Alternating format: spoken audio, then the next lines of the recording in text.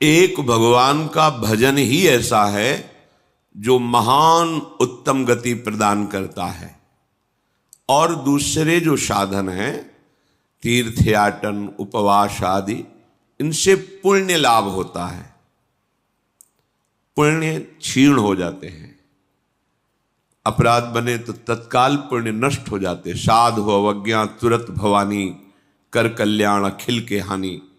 भजन अविनाशी होता है, रुक जाएगा, अपराध किया है तो दंड मिलेगा, पर वो भजन नष्ट नहीं होगा।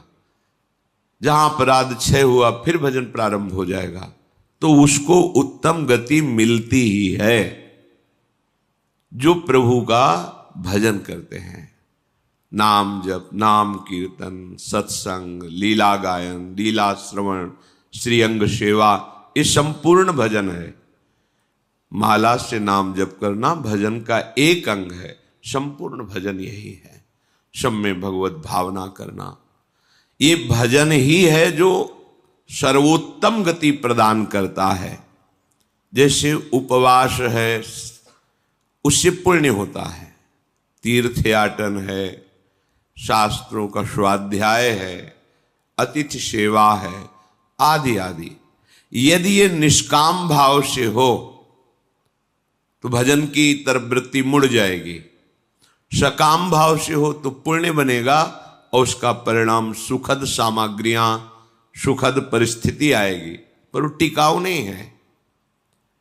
मौन रहना, फल मूल खाना, या वायु पीकर रहना, या सिर मुंडन करा के, या कुटी बनाकर, या जटा धारण करके भूमि पर शयन करना, जल में प्रवेश होकर भजन मंत्र आदि अनुष्ठान करना, ये सब यदि शुद्ध भाव नहीं है तो ये निष्फल ही समझो। निष्फल का मतलब ऊपर के लोकों में जाके सुख भोगोगे, फिर तुम्हारा जन्म होगा। शुद्ध भाव, शरीर को लेकर जितने भाव सब अशुद्ध भाव कहे जाते हैं। शरीर देहाभिमान भाव से ये भोगना है, देखना है, सुनना है, छूना, प्रभु से विमुख, वो सब अशुद्ध भाव है। प्रभु को देखना, प्रभु से बात करना, प्रभु से मिलना, प्रभु के संग रहना, प्रभु का चिंतन, ये सब परम शुद्ध भाव।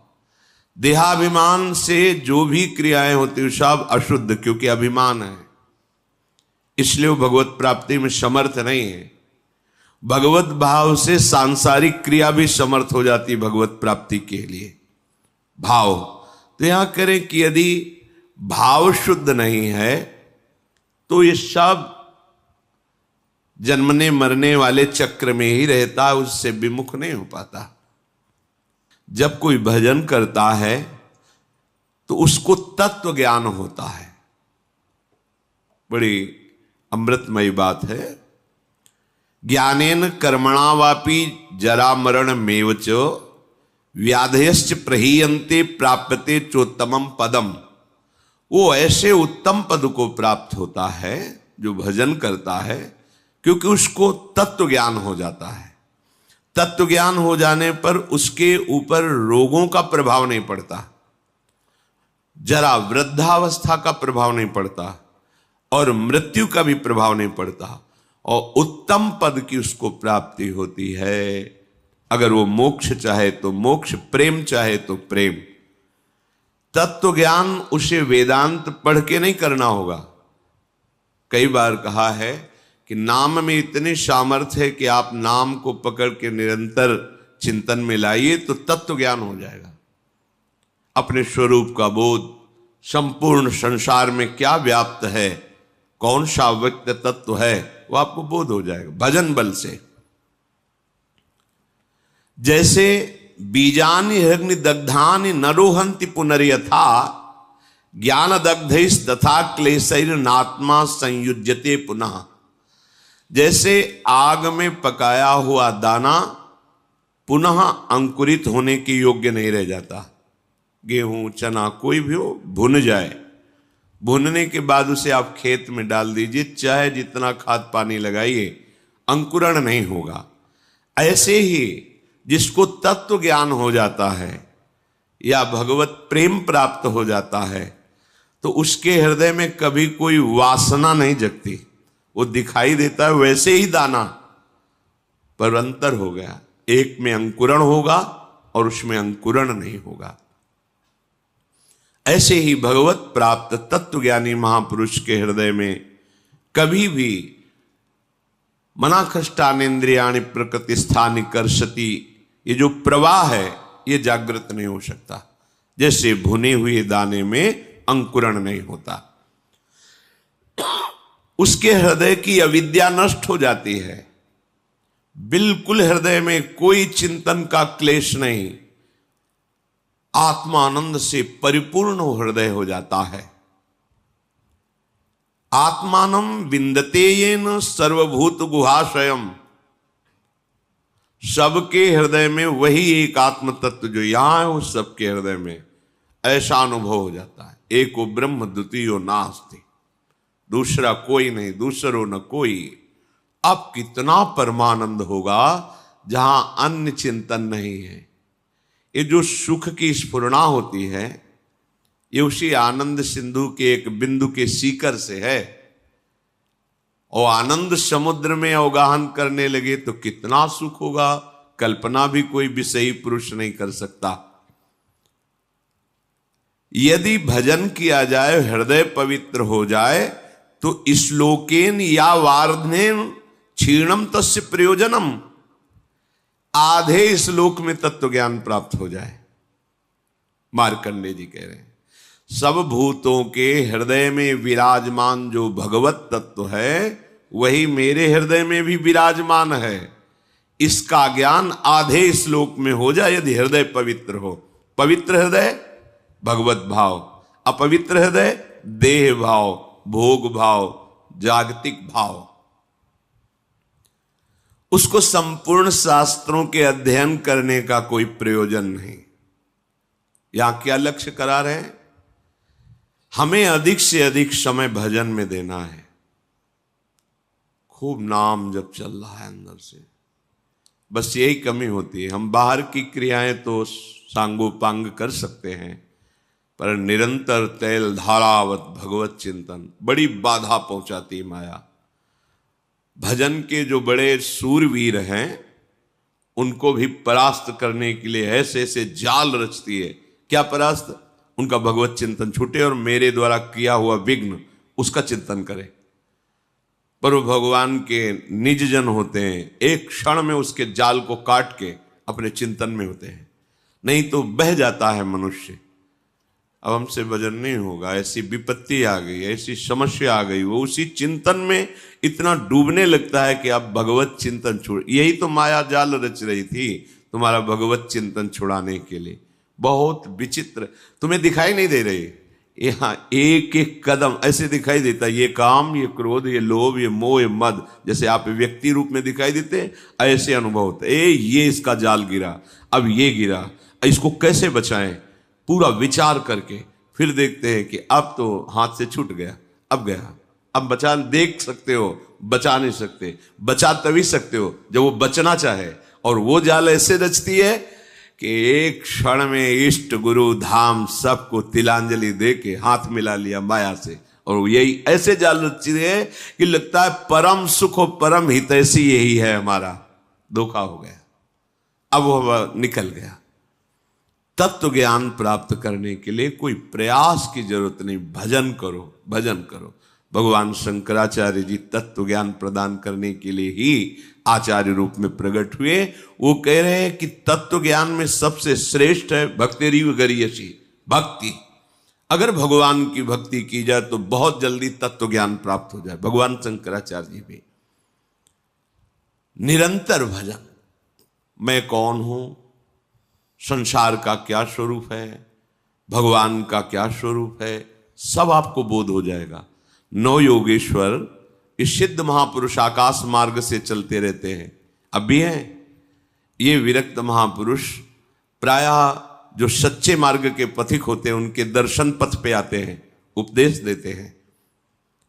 इन्होंने कहा है कि एक एक कवल अन्न पाने से जैसे क्षुधा निवृत्ति तुष्टि पुष्टि होती है, ऐसे ही एक एक क्षण भजन करने से आपके हृदय में अपने स्वरूप का ज्ञान, प्रभु के चरणों में प्रेम और संसार का ज्ञान, पूरा कुछ पढ़ना लिखना नहीं पड़ेगा। आप भजन कर रहे, सत्संग सुन रहे, भजन करते रहिए, अपने आप ज्ञान स्फुरित होता चला जाएगा। पर सबसे कठिन इस संसार में है भजन करना। कोई माने या ना माने, कुछ कठिन नहीं, सबसे कठिन है भजन करना, क्योंकि ये अंदर की बात है। बहुत शांति से भजन में लगे हो, ऐसा माया जाल रच दिया कि अब लगा अरे क्या होगा, अब क्या होगा, छूटा भजन, छूटा। वो रचे ही रे, अब क्या होगा, किसकी सलाह ले, किससे मिले, ऐसी विपत्ति, ऐसा संकट, ऐसा जाल कि लगता है अब क्या हो। अब वो राजी हो रही, छूटा भजन, छूटा। और जो चतुर है, राधा राधा राधा राधा राधा, मर जाऊंगा पर छोड़ूंगा नहीं, नष्ट हो जाऊंगा पर नाम नहीं छोड़ूंगा, सब अपमानित करें नाम नहीं छोड़ूंगा।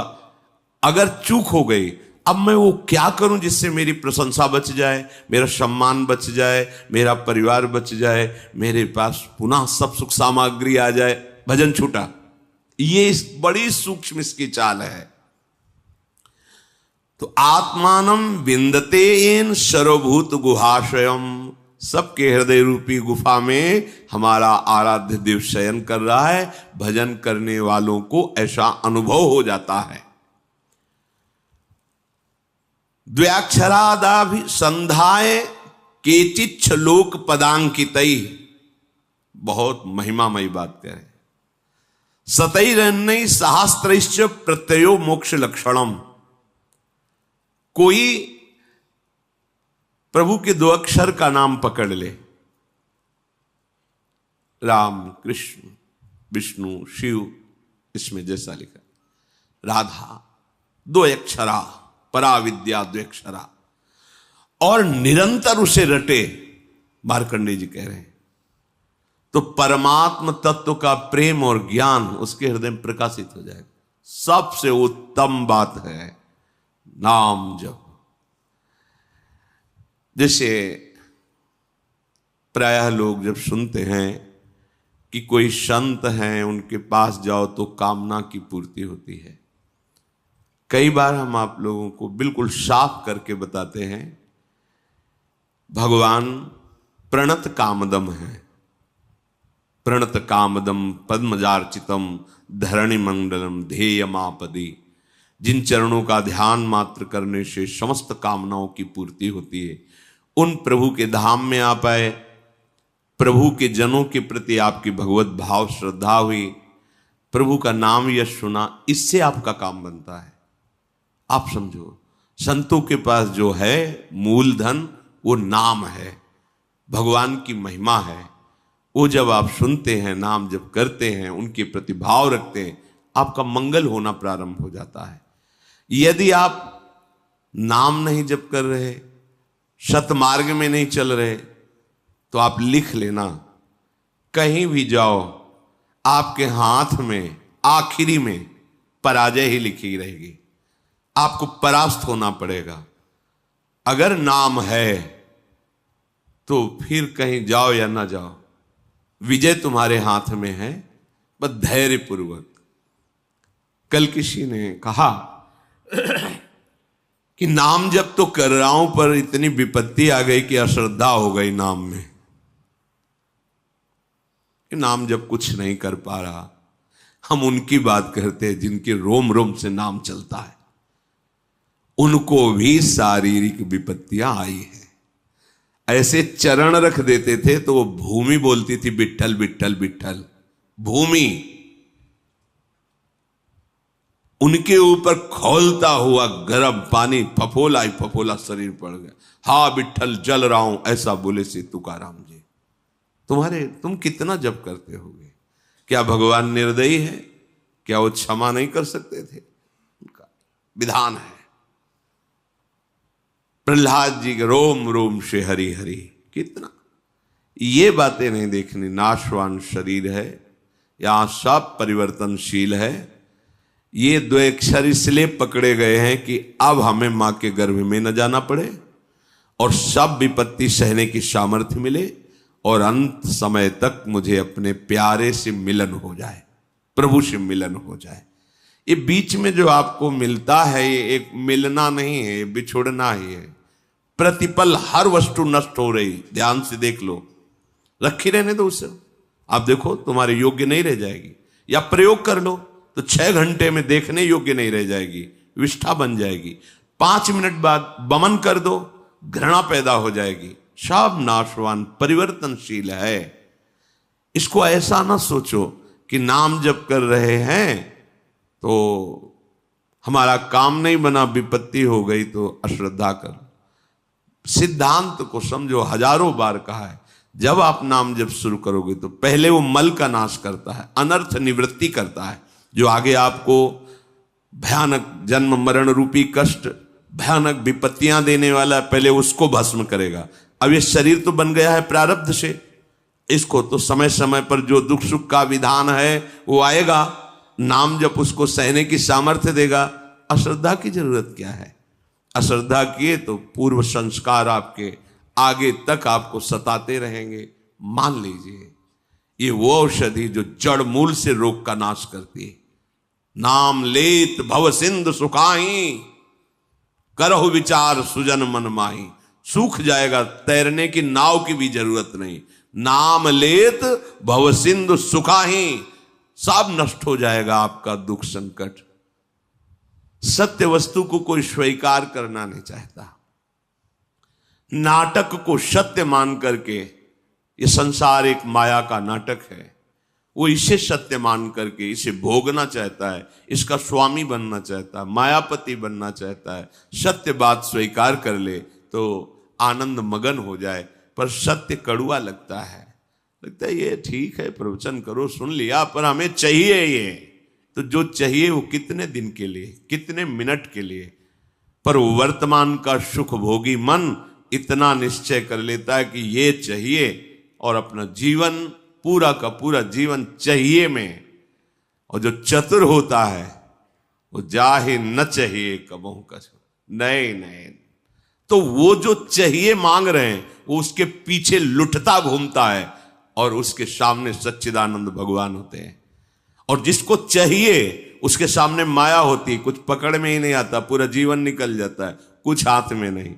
अब जा रहे हो अपने देश, क्या है तुम्हारे पास? कुछ नहीं, यही चिंतन है। ये चिंतन तो आगे का जन्म निर्णय कर देगा। हाँ, राधा राधा कहा है, अब ये जमा है। यहां कह रहे द्वेक्षरादभिसंधाय, कैसा?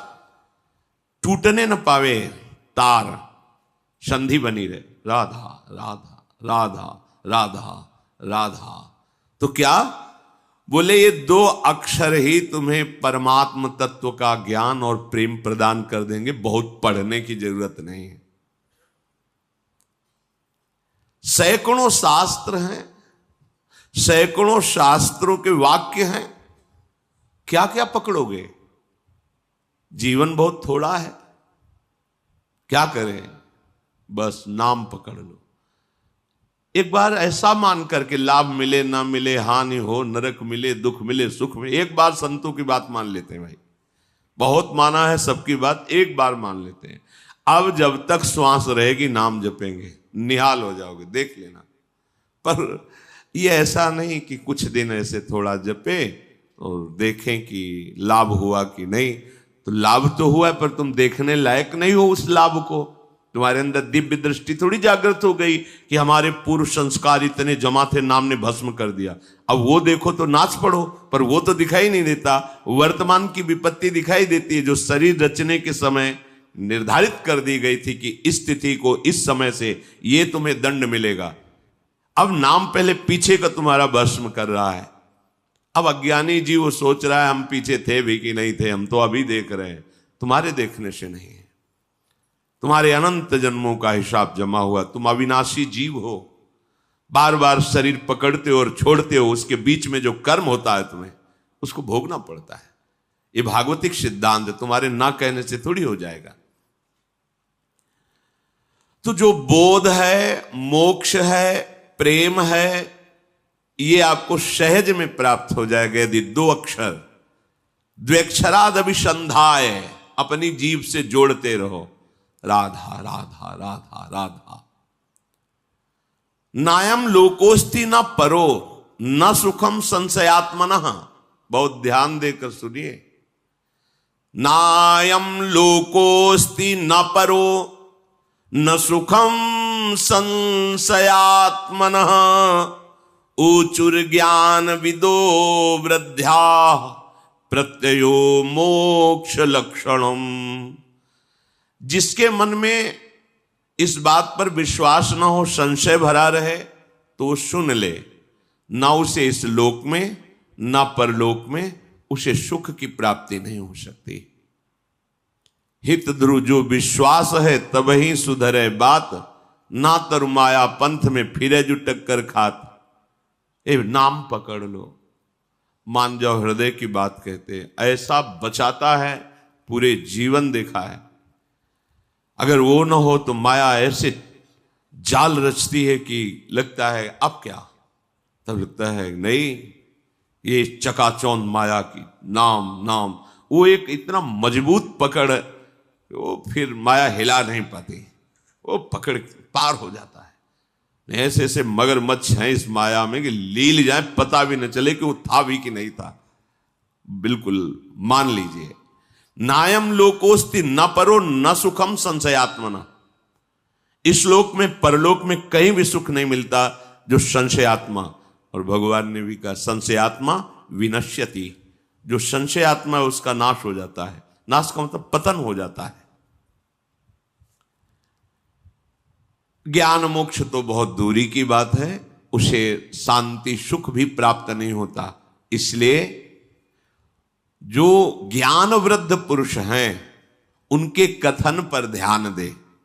मार्कंडे जी कह रहे हैं, वयोवृद्ध नहीं कह रहे हैं, जो ज्ञान वृद्ध हैं उनके कथन पर ध्यान दे, उनके वचनों पर ध्यान दे। उनके वचनों से तुम्हें शास्त्रों का वास्तविक प्रयोजन क्या है ये पता चल जाएगा कि हमारे जीवन का प्रयोजन क्या है। हम जिए चले जा रहे हैं, कर्म करते चले जा रहे हैं, भोगते चले जा रहे हैं, मेरा लक्ष्य क्या है, मेरा विश्राम स्थल क्या है। तब आपको समझ में आएगा विश्राम स्थल भगवत प्राप्ति है। इंद्रियाणाम प्रसादेन तदेतत् परिवर्जयेत् तस्मादनशनम दिव्यम निरुद्धेन्द्रिय गोचरम। अतः मेरी बात ध्यान से सुनो, सबको चाहिए कि इंद्रियों को पवित्र कर लो।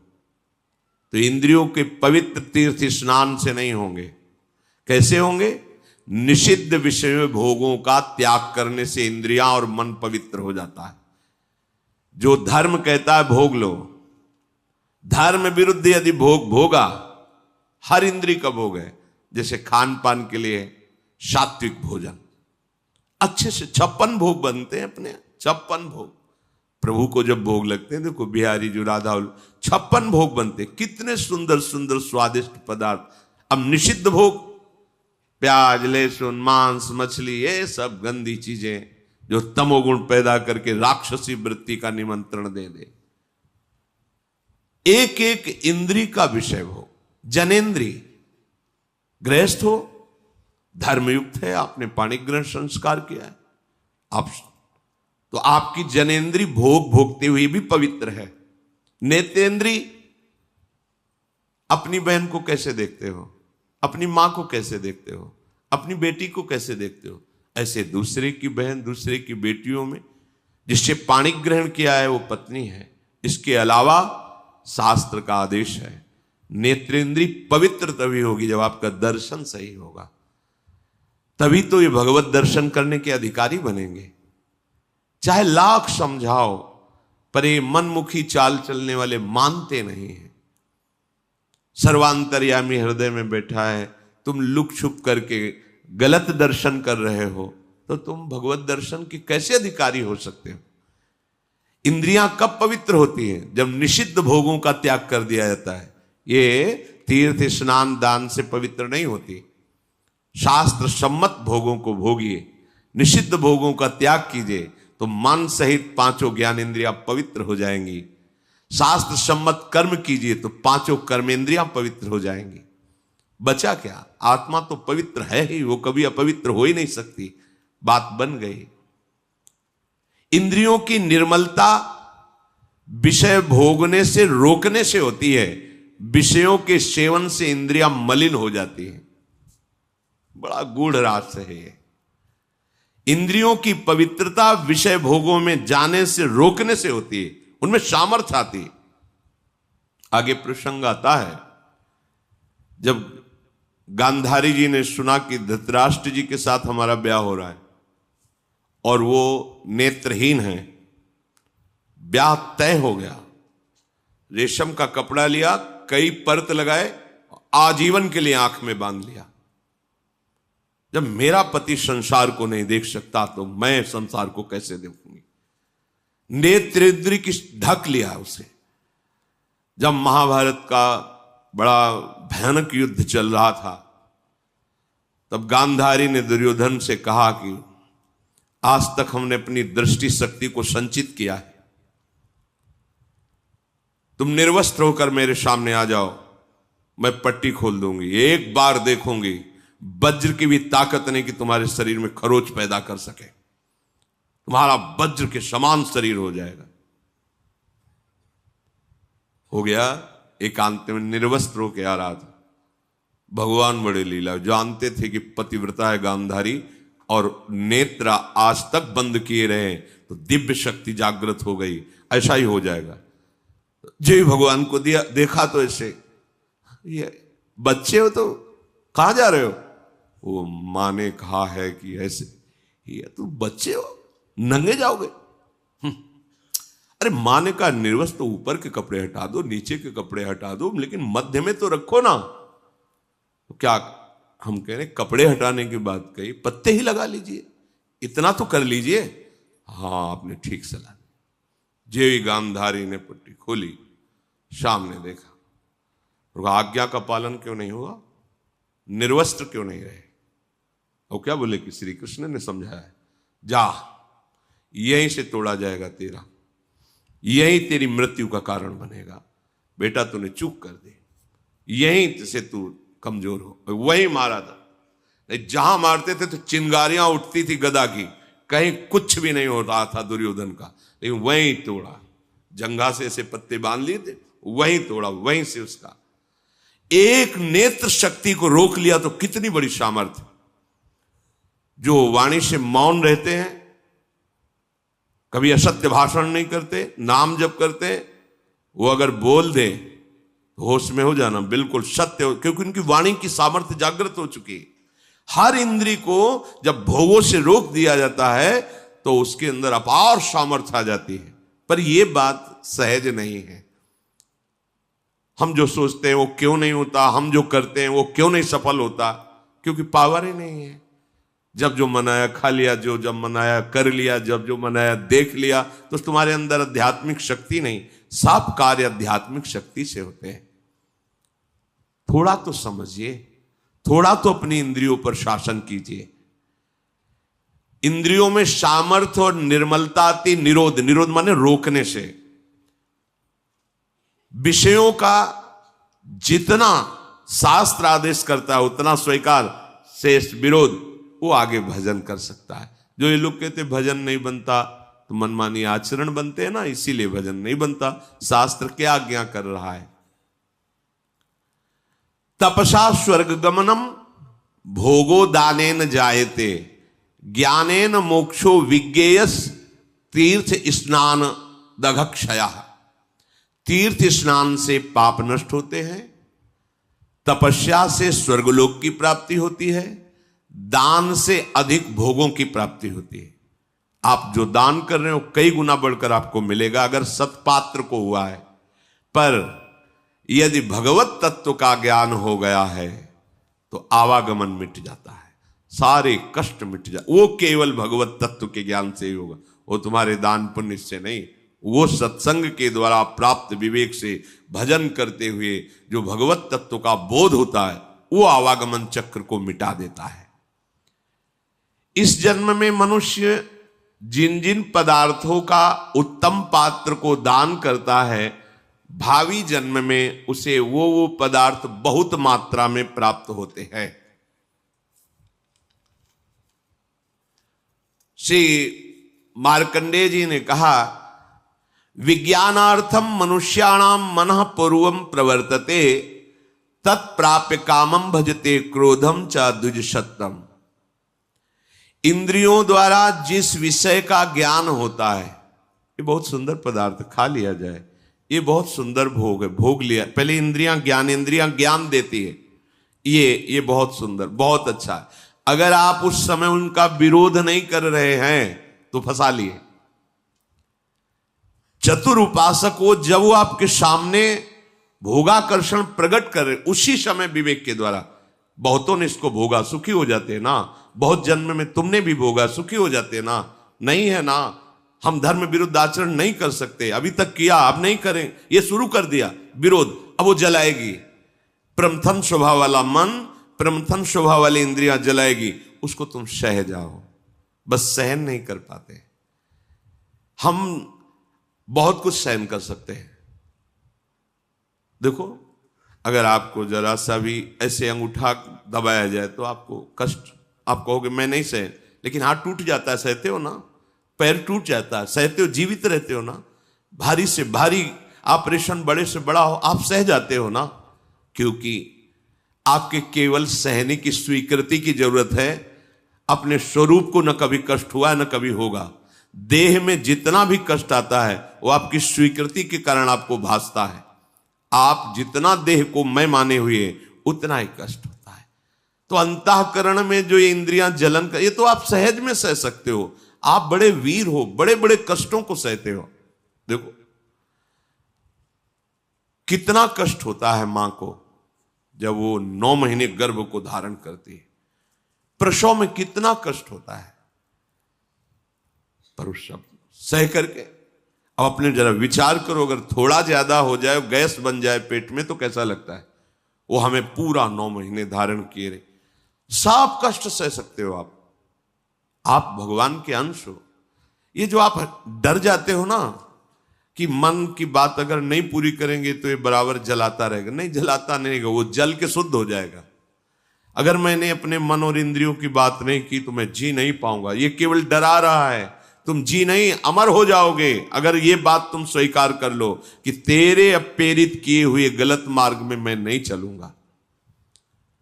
इंद्रियों द्वारा किसी विषय का ज्ञान जब आपको कराया जा रहा है, बहुत ध्यान से साधक उपासक जन सुने, तो वो सबसे पहले मन को घसीटती है इंद्रियां, अपने में मिलाती है, क्योंकि ये इंद्रियों का नेता है। अगर ये ना कर दे तो कोई भी इंद्रिय अपना कार्य नहीं कर सकती। जैसे मन किसी विषय में गाढ़ मनन कर रहा है, कई बार हमने देखा है, आप क्या बोल रहे हो, बात हो गई, सब हो गई, बाद में आपने पूछा कि आपने तो हाँ कह दिया था, नहीं हमें पता नहीं कि हमने हाँ कहा। और देखो, जब तुम्हें हाँ करवाना हो तो 3-4 बार हमसे बोलो कि आप सुन रहे हो ना, सुन रहे हो ना, और जब फिर हम हाँ कहें तब हाँ मानना, पहली बात में हाँ मत मान लेना, क्योंकि अब हाँ ठीक है ऐसा क्या। तो देखा गया कि अगर मन कहीं लगा हुआ है तो इंद्रियां भी नहीं पकड़ पाती कि आप क्या बोल रहे हैं, कौन आया, कैसे है, वो हो रहा है सब, पर पकड़ में नहीं आएगा, वो स्मृति में नहीं आएगा। अगर मन अपने साथ हो जाए तो इंद्रियां कुछ नहीं बिगाड़ सकती। पर क्या होता है, विषय का ज्ञान कराने वाली इंद्रियां सबसे पहले मन को अपने में घसीटती। जहां अपने मन में इंद्रियों की प्रियता विषय भोगों में, और वो तीनों एक हुए, और अगर बुद्धि में विवेक नहीं है तो मन तत्काल बुद्धि को अपने अधीन कर लेता है। इस कहने में बहुत देर लग गई, अधीन करने में नहीं लगता। और जहां बुद्धि अधीन हुई तो उस विषय में राग या द्वेष हो जाएगा। प्रतिकूल है तो द्वेष हो जाएगा, अनुकूल है तो राग हो जाएगा। दोनों में जलन होती है। राग में जो हर्ष होता है वो शोक में परिणित हो जाएगा। अगर राग का हर्ष स्वीकार न हो तो शोक छू नहीं सकता। यह अध्यात्म है। जब किसी विषय में राग हो जाता है तो मन तत्काल संकल्प बना लेता है, राग में भी और द्वेष में भी। ठीक है, भोगोगे अब तुम। द्वेष है तो विरुद्ध भाव का संकल्प, प्रतिकूल। राग है तो अनुकूल भाव का संकल्प। अब तुम्हारी अनुमति की जरूरत नहीं हुई, समझ लो। जहां इंद्रियां विषय में आसक्त हुई, मन को अपने में मिलाया, मन ने बुद्धि को घसीटा, तहां तत्काल संकल्प बनाएगा। और जहां संकल्प बना तो तुम अब क्रिया को नहीं रोक सकते, क्रिया हो जाएगी। क्रिया आरंभ हुई कि अभीष्ट उसका फल तुम्हें भोगना पड़ेगा। अभीष्ट उसका परिणाम, अशुभ शुभ जैसी क्रिया बन रही उसका फल भोगना पड़ेगा। इसके कहने का क्या तात्पर्य? आप पहली ही दशा में रोक सकते हो। जब कोई विषय इंद्रियों को आकर्षित कर रहा, उसी समय विवेक से सावधान। जो सत्संग में सुना है, जो शास्त्रों में, कई बार हमने कहा है कि आप लोग कुछ सत्संग चयन करके रखो, जो मन पर कहे गए हैं, जो इंद्रियों पर कहे गए हैं, जो वैराग्य प्रकरण में कहे गए हैं, जो धर्म युक्त। तो जहां मन आपका, तो तुरंत उस सत्संग को दोबारा सुनो। शास्त्र में जो लिखा है वहां तुरंत पहुंचाओ, या सत्संग की बात तुरंत लाओ। नहीं नहीं, ये गलत है। वो संकल्प बनने नहीं पाएगा, वो पूरा सिस्टम घसीट नहीं पाएगा कि मन बुद्धि को अधीन कर लिया, और मन को इंद्रियों ने अधीन कर लिया, इंद्रियों को विषय ने अधीन कर लिया, अब संकल्प बन गया, क्रिया हो गई। इतना समय कैसे दे दिया? असावधान साधक भ्रष्ट हो जाता है। देखो, इस खेल में तुम उतारे गए हो, इसे न समझो। आपको परिपक्व, ये खेल है भगवान के लिए, दोनों पक्ष भगवान के हैं। जैसे मान लो दो प्रदेशों से कबड्डी का खेल हो रहा, बोले एक तरफ उत्तर प्रदेश, एक पर अमुक प्रदेश है, तो है किसका? भारत सरकार का ही तो दोनों प्रदेश है, दोनों भारत सरकार के ही हैं। पर उसमें एक विजयी होगा, एक का सम्मान होगा, और एक पराजित होगा। वो अपने हृदय में निरुत्साहित भी हो सकता है, पर है वो दोनों सरकारी। ऐसे ही माया और भक्ति, ये दो का पक्ष है। भगवान की ही भक्ति और भगवान की ही माया है। अब आपको भेजा गया कि दो पक्ष में चयन करो, खेल होगा, होगा पक्का होगा। अब कुछ तो भक्ति पक्ष में आ गए और बहुत ज्यादा मात्रा में माया पक्ष में चले गए।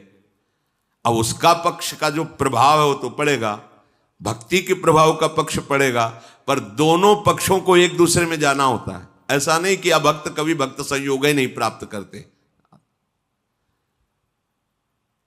पर वो भक्त उपदेश नहीं स्वीकार करते, नहीं वो भक्त न रह जाए। इस माया के पक्ष में जब भक्त जाए, तो जाने का मतलब पैरों से चलना नहीं है, या मन और इंद्रियों का व्याध। जब हमारा कोई भोग आकर्षण हो रहा है, कोई प्रपंच में राग द्वेष वृत्ति जा रही है, उस समय बिल्कुल होश में, क्योंकि अब आप बोलने जा रहे हो कबड्डी कबड्डी, वो आप पकड़ के तुम्हें पछाड़ दिया जाएगा। जहां विषय बिल्कुल